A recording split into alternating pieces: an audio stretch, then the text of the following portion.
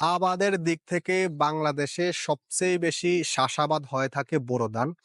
বোরো ধান চাষাবাদ করতে গেলে বোরো ধানের জমিতে অনেক প্রকার আগাছা জন্মায়, যেমন ছোট শ্যামা, বড় শ্যামা, ছেঁচড়া, বাদাইল, ফানিকুচু ইত্যাদি।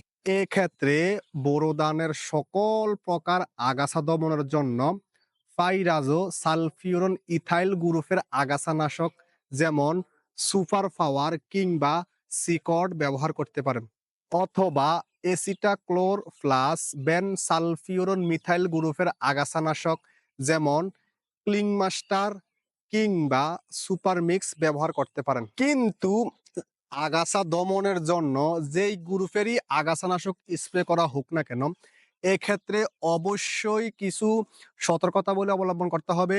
যেমন আগাছানাশক ব্যবহার করতে হবে ধানের চারা রোপণের ৩ থেকে ১০ দিনের মধ্যে, এবং আগাছানাশক ব্যবহারের পরে জমিতে অবশ্যই ১ থেকে ৩ ইঞ্চি পানি ১০ থেকে ১৫ দিন আটকে রাখতে হবে। কৃষকদের হাতে যদি পর্যাপ্ত পরিমাণের সময় থাকে, সেক্ষেত্রে কোনো প্রকার আগাছানাশক ব্যবহার না করে হাত নিড়ানির মাধ্যমে আগাছা দমন করা।